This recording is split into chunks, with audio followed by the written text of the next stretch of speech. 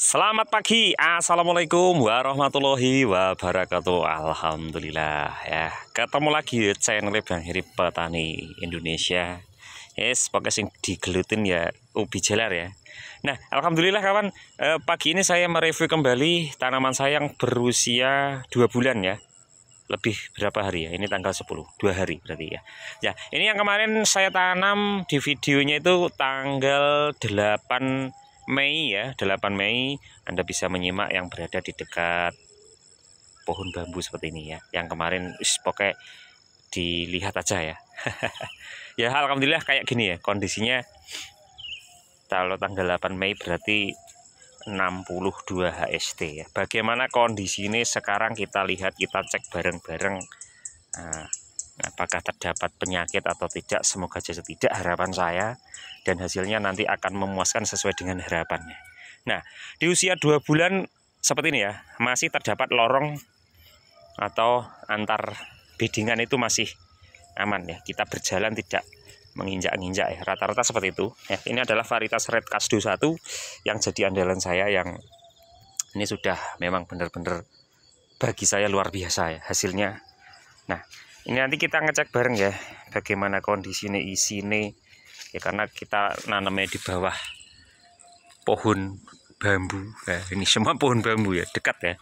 Ini daun, nah ini daun-daun kering bambu berada di antara bedengan, ada yang di atas daun ya, tidak apa-apa. Yang penting ya gimana lagi ya, kita berada di dekat tanaman orang, kita nanam gini, andaikan hasilnya kurang maksimal itu sudah risiko ya. Kenapa kita tanam? Tapi yes, kita nggak bahas itu. Yang penting kita bahas ubinya. Semoga hasilnya memuaskan, itu aja udah ya. Yang penting gitu ya. Nah, bagaimana antisipasi kalau di tempat rimbun, itu salah satunya. Kita pemilihan bibit sesuai dengan lokasi itu sangat berpengaruh pada produk kita yang akan menghasilkan ubi ya, seperti itu. Nah, yuk kita ngecek sebelum umbinya kita lihat, kita buka coba akarnya itu terdapat apa enggak. Nah seperti ini ya. Nah, seperti yang saya bilang, untuk perakaran dari Red Kasdo itu minim banget ya, minim sekali terdapat adanya akar ya. Mungkin cuma 1-2 dalam ranting yang menjalar ya, ini enggak terlalu panjang, paling sekitar 50-an cm di usia 2 bulan. Nah ini jarang sekali terdapat akar ya. Nah ini kita nggak terlalu memikirkan pembuangan akar ya, jadi lebih efektif ya. Nah di usianya 62 HST, alhamdulillah banget kondisi ini. Ubi ini normal ya, karena lahan ini adalah baru 1 kali tanam kemarin setelah saya tanami padi di masa nek wong kene mongso ya, tahun pertama penggarapan kan padi. Kemudian setelah padi 1 kali langsung saya keringkan, kita tanami ubi jalar. Yuk kita ngecek aja ya ini bagaimana isinya di usia 62 HST. Nah ini bisa dicocokkan pada video sebelumnya, bener apa enggak tanggalnya. Weh, ini lor, ini sudah hampir layak jual nih. Oh, besar banget ini umbinya. Ini 1, 2, ini kita lihat satu sisi saja ya. Ini sudah besar banget lah. Nah ini kategorinya sudah masuk ukuran sedang ya. Kalau ukuran ini 2 bulan padahal ya, sudah seperti ini ya, besar banget. Ini satu saja ya, kita timbun aja. Nanti kalau nggak ditimbun, wah ini lagi. Ini mau saya untuk nimbun malah terdapat umbi. Nah kita harus timbun ya. Penimbunan ini harus rapat ya, apalagi kalau musimnya itu musim kemarau, karena rawan munculnya tunas pada umbi. Jadi kita lebih harus menutup, melihat bila terdapat umbi yang keluar ya. Nah seperti ini, kita jalan lagi ke sini ya, coba ngecek. Nah ini retakannya sudah kayak gini loh ya, ini menandakan insya Allah sudah bagus ya.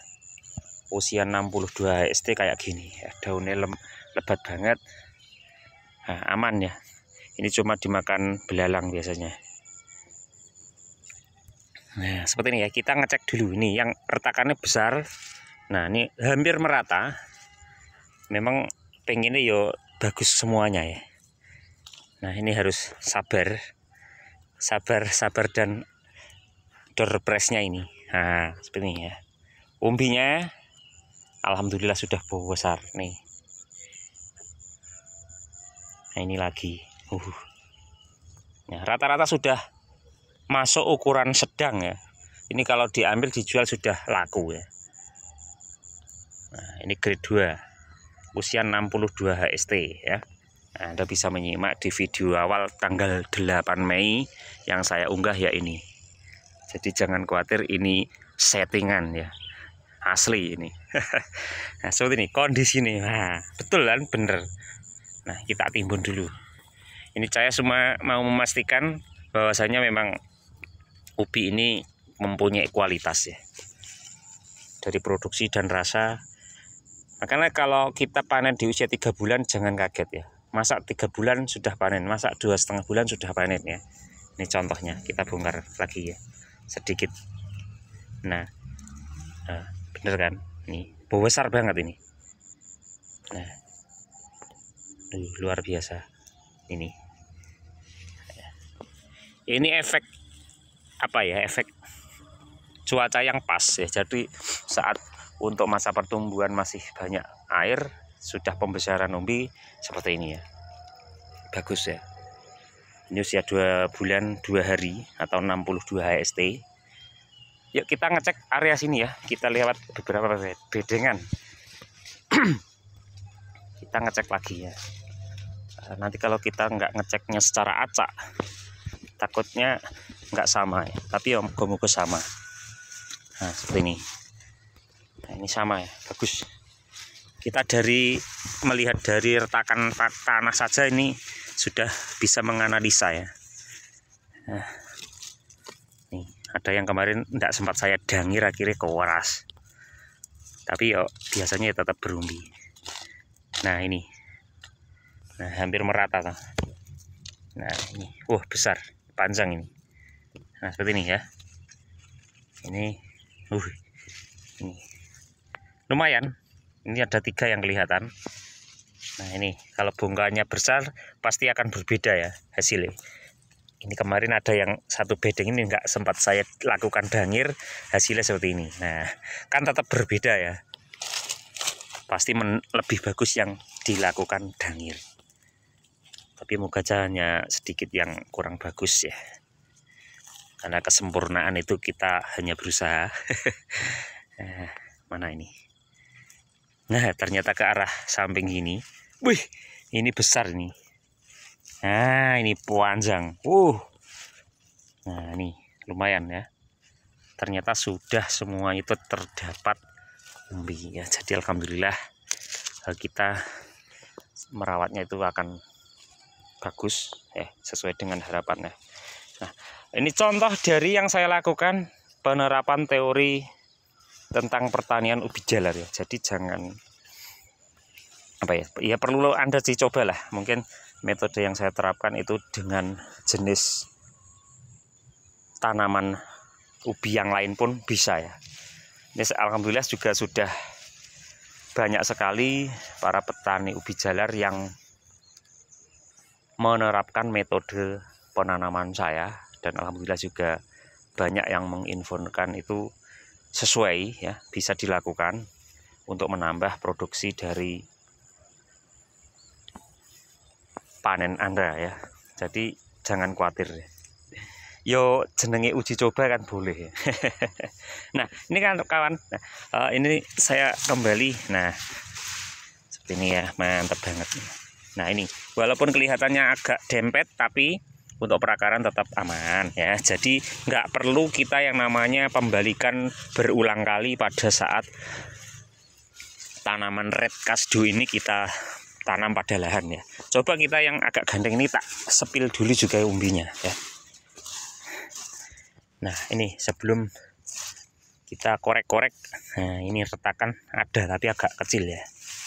Tidak apa-apa, kita coba cek aja umbinya sudah terbentuk apa belum. Ya, semoga aja sama ya. Alhamdulillah ya.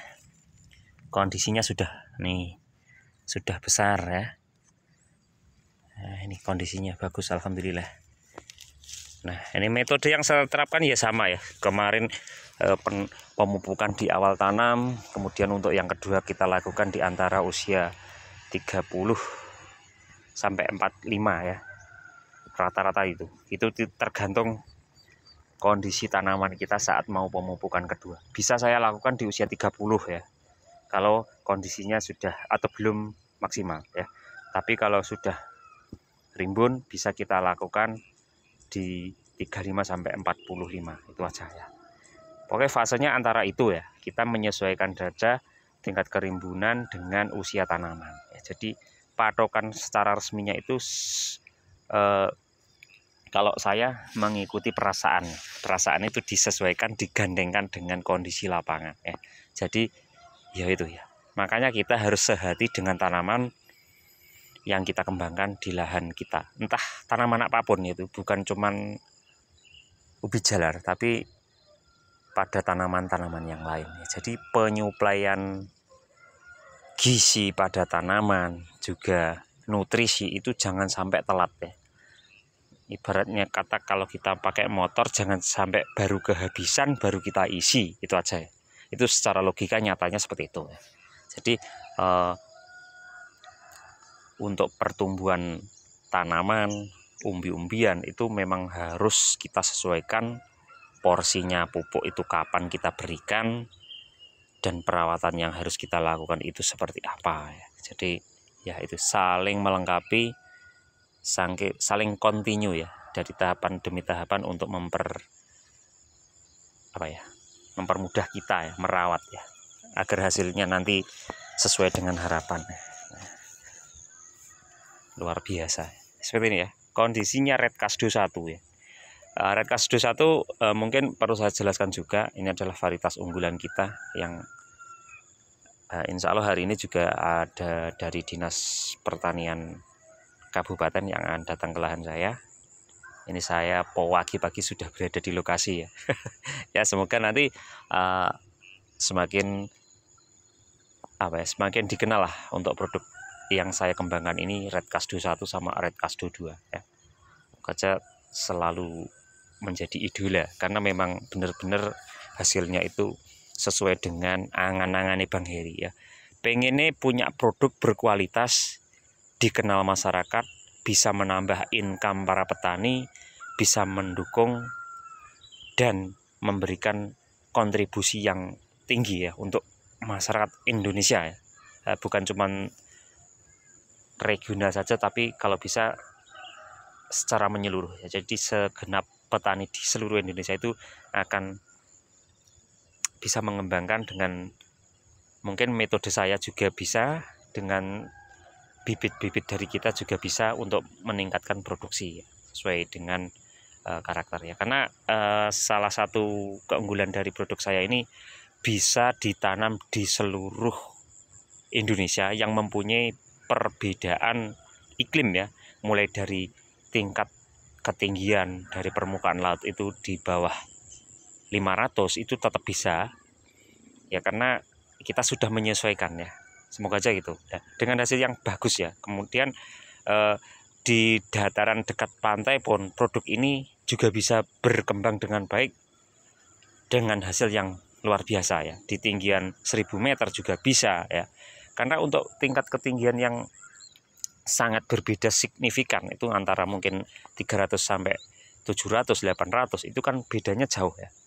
Hanya bisa ini yang membedakan biasanya cuman masa panennya. Jadi masa panen ada yang 3 bulan, ada 3,5, ada 2,5, itu tergantung dari tingkat ketinggian MDPL-nya dan juga teori perawatannya ya.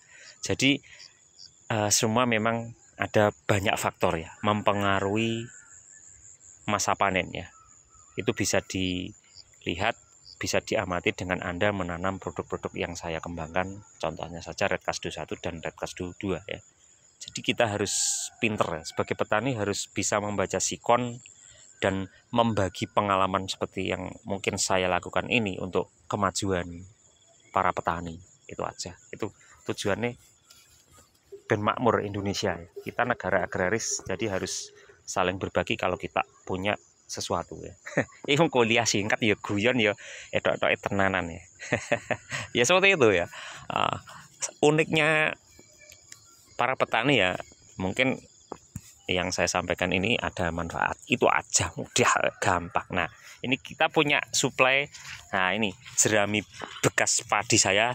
Nah kalau sudah kayak gini, ini adalah salah satu pupuk andalan saya sebagai penopang keberhasilan juga saat musim kemarau ya.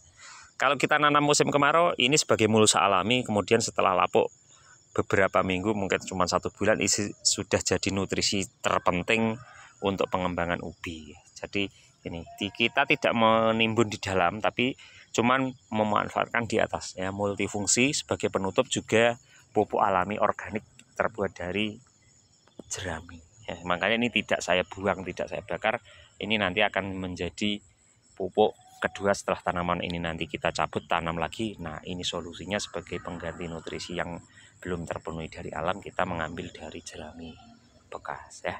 Oke, mungkin yang saya sampaikan hari ini ya kemana-mana ya, mulai dari pengecekan umbi, perawatan, menceritakan keunggulan red kasdu dan lain-lain ya. Oke, itu aja yang baru saya sampaikan untuk saat ini. Mungkin kita nunggu sarapan dulu ya, biar akan aktivitas kita nanti lancar. Ya, oke, terima kasih. Tetap semangat untuk para petani. Salam tani Indonesia. Assalamualaikum warahmatullahi wabarakatuh.